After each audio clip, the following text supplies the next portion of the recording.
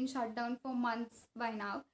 And the worst part is we don't know when they are going to be reopened, or when will be we will be able to like reopen them. So Mhm. I think having information about COVID-19 will help diminish students' fears and anxieties around the disease. Mhm. And guidance would also provide in promoting healthy and safe education platforms. Absolutely, yeah. So to guide us through, we have with us Mr. Aditya Rao.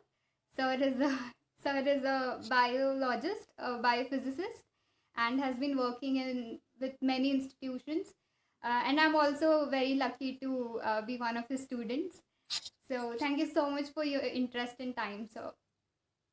Thank you for having me. It's an interesting thing to talk about, and I'm glad that students are taking an interest in the future of education. So that's nice. Uh, so first of all, would you like to add something about yourself? Not really. I mean, like you said, I'm a biologist. I've been teaching biology for a good 10 years now, I think. And currently, I teach biology and I teach something called the theory of knowledge. And yeah, that's about it. Yeah. So, coming to the topic, sir. So, even if the COVID-19 is gone or we adapt to live with it, Mhm. what is your primary idea about post-COVID education system? So I think first of all, we have to understand that post COVID, it wouldn't be post for a long while, right? Like because we don't have a vaccine and it's going to go on for a long time. So any hope that we had that this will only be a 1 month, 2 month thing is not really true anymore. So we are looking at we are planning, at least in my school, we are planning it as a year long program now. So at the very least, we plan for 1 year of online teaching. Okay. So this is hoping that it won't be that long, but we are planning for it to be that long. Okay. So, So yeah. what do you think like the biggest challenging challenges in online learning would be? So there are lots of challenges. I mean, the first challenge is a challenge of infrastructure, right? So for a school like mine, it's not that much big a problem because we're a sort of a high income school, right? So most of our students come from high income backgrounds. So for them, access to the internet, having a laptop at home, etc., is not a problem. But that is not true for many students, around the world. And in India, for example, like most students who go to government-run schools don't have access to internet, a stable internet connection, or a device on which they can access, all these things at home. So it's problematic. One is that infrastructure is an issue. The second is teacher training is an issue. Lots of teachers are not really comfortable being able to shift all of their teaching online. And the third is the simple challenge that even when students are in front of you, they are not necessarily engaged in what you're trying to teach them. So when they're not even in front of you, how do you make sure that they're interested and they do the work and they learn? So all these challenges exist. Exactly. Uh, I think the most challenging thing is like creating that environment that students get in the Right. high schools or colleges. Absolutely. Absolutely.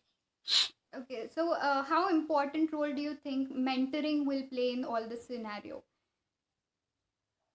So mentoring, I mean, mentoring is supposed to be the only thing which is really important in education anyway. I mean, you can't teach anybody unless they respect you and they feel that they can learn something from you. Whether it is about the subject or whether it is about life in general, you can't teach someone something if they don't want to learn from you, right? So you have to create that sort of rapport with your students, and so that's a challenge that has always been a challenge in teaching. It's more of a challenge now because sometimes you can have things like you can go play something with your students, or you can just sit down and just from body language you can figure out what that student is thinking and therefore react to that. But that's very difficult if you're just on a screen somewhere. So you don't really know if the child is responding to what you're saying or not.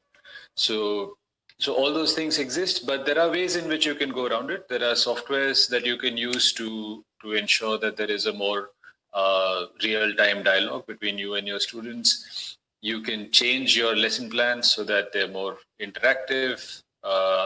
You can include things which are there in their houses for them to work with. So there are lots of things that you can do, but you have to think really hard about it. It's not an easy thing to do.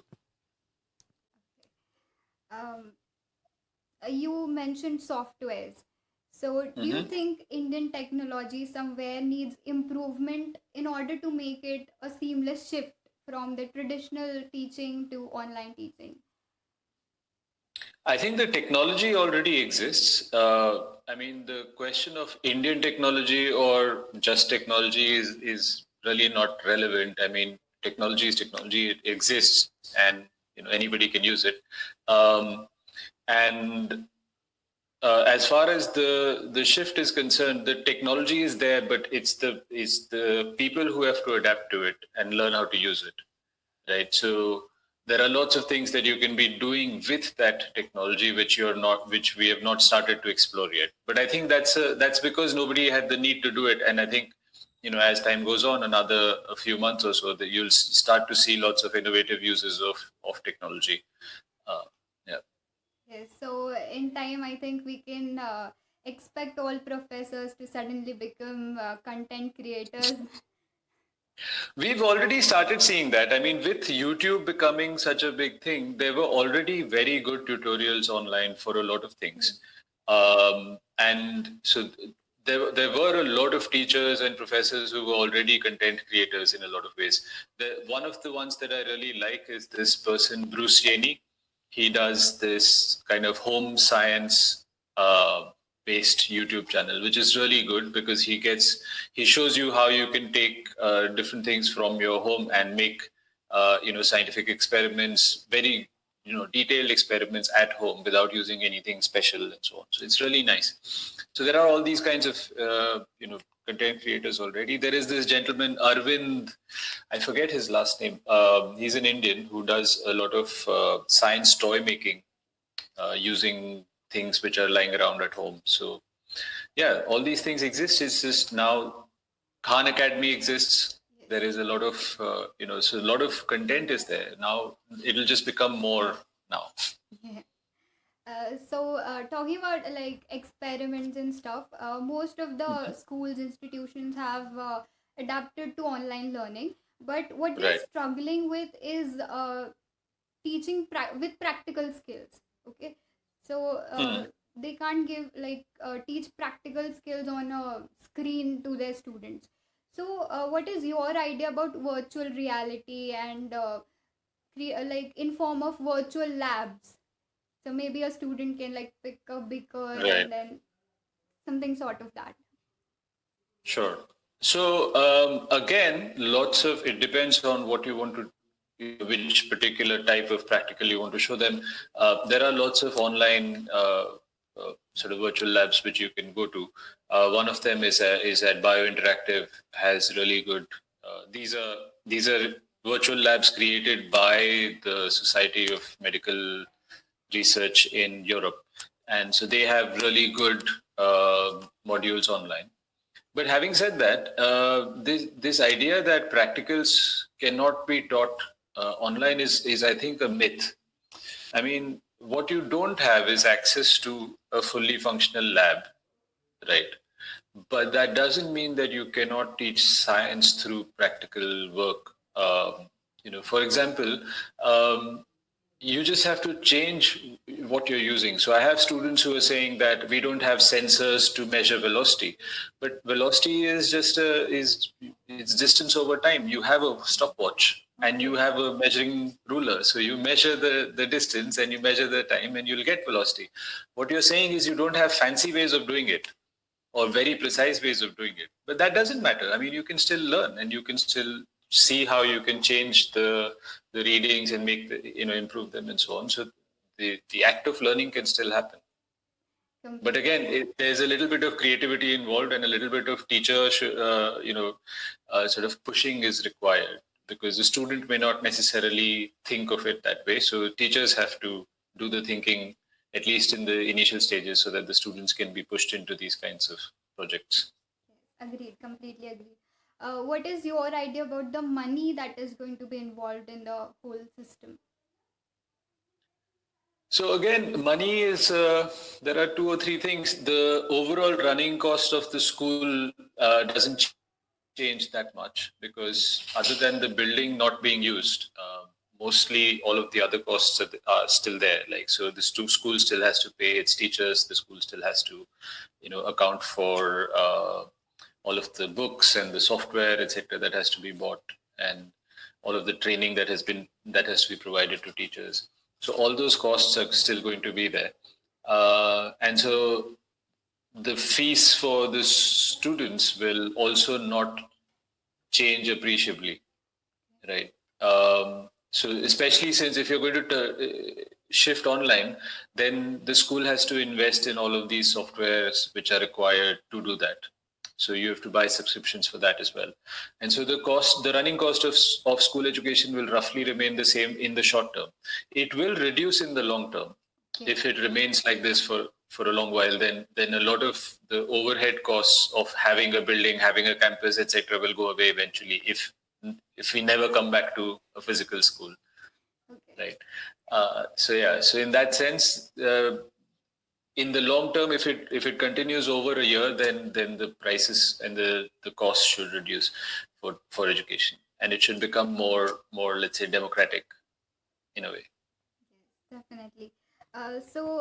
How, if in future we decide to go back to the traditional learning methods, like go to a school and there's a classroom, so what do you think? What safety measures can be taken, and can we go back to those methods?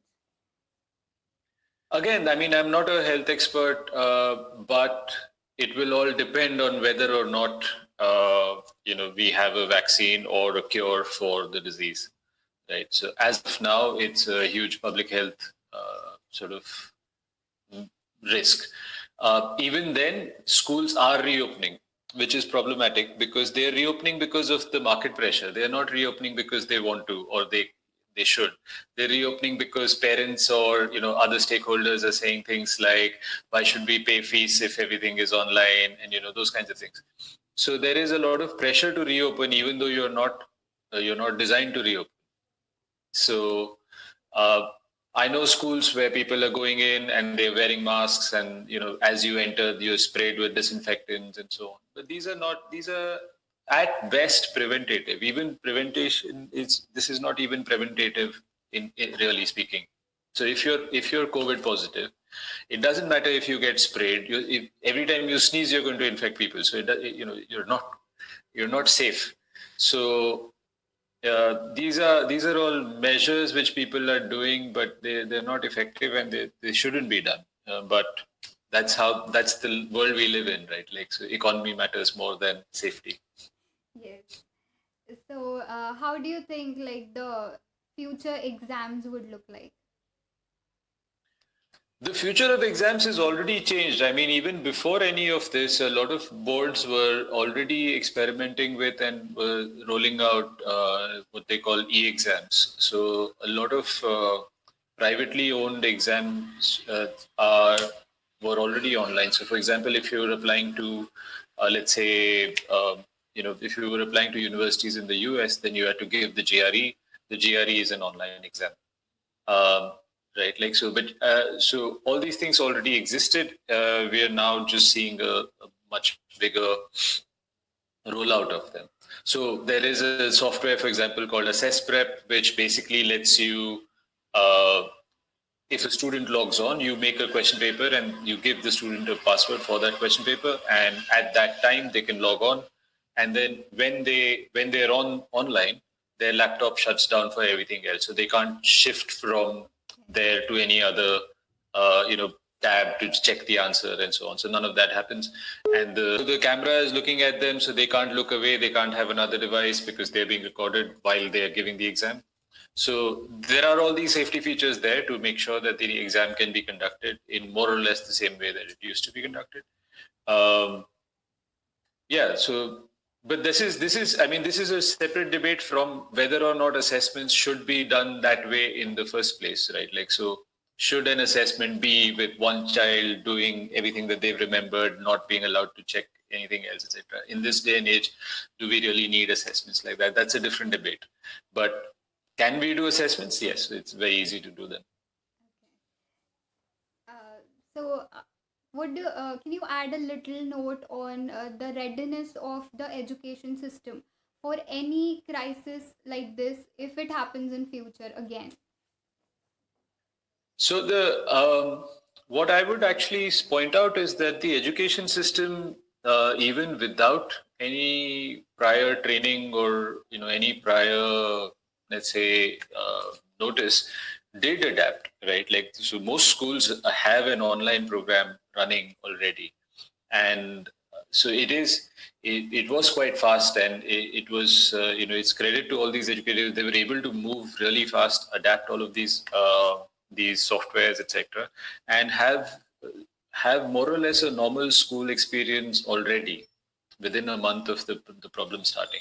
So in that sense, I think the education sector has done well. But going forward now, sort of the technologists and the planners, etc., have to come in, right? So the teachers have done what they could with the existing technology and the existing thing. So now the other infrastructure and the other support structure has to come in and provide more in terms of what can be done. So I came across a very interesting topic that if Mm-hmm. you switch on to online learning, you have a Mm-hmm. complete choice. Well, like where do you want to learn? Right. So can you elaborate that a little bit? So online learning, it depends on which level you're at. Beyond a certain age, humans tend to become more self-driven, or at least should. I mean, if you're growing as a person, then you should become more self-driven and teach yourself more skills and so on. And if you're in that phase where you know what you want to learn, then you can go online and you can find all of these resources. For example, you can go to Coursera, you can go to the University of People, you can get degrees which are completely online and more or less, I mean, almost free. Right? There is some cost involved, but the costs are very negligible compared to, let's say, if you went to a university to get a degree, in a physical campus. So there are all these ways in which you can learn things, and there are YouTube tutorials for everything and so on. So you can make your own curriculum for whatever you want to do. But if you want a structured formal education, right? Like, so for example, let's say you want to become a doctor. Can you do that online? Probably not. Right. So you wouldn't be able to become a physiotherapist through just online teaching. Yes. But could you become if you're already a physiotherapist, could you become a better physiotherapist through online courses? Absolutely. Right. Yeah. Like, so if you already have a base, could you improve it? Yes. So it depends on what you want to do and where you are yourself in your abilities. If you're a toddler, if you're 5 years old, um, there's not much the online world can teach you, right? Because you don't have the maturity or the sort of the basic foundational skills required to be able to use these things. So it depends where you are, but it's certainly for higher education, online learning is quite a viable option for many things. Not for some things, but for most things, it's a viable option. So yeah, can you sum up the whole idea? I think it was really great listening to you. So a short sum up. A short sum up, really. I mean, I don't know what to sum up, but I think this is the future. I mean, we don't really have a choice. It's been thrust upon us. It's a good reminder of the sort of consumerist lifestyle that we were leading. Because being in lockdown has sort of very powerfully shown to people how much stuff they did not need, right? So there is that to be learned from it, and there are lots of just personal, let's say, learnings that can come out of this situation. But as far as education is concerned, I feel education used to always be dependent on personal drive, but it is just more, that personal drive factor is more important now that everything is online. So a student has to be that much more self-driven to be able to learn at the same pace and to teach themselves things that they need to. So yeah, so there is this shift in mentality which is required for both educators and for students. So it was really great. I hope I didn't miss anything. No, I think this was very comprehensive. You did a very good job. Thank you so much.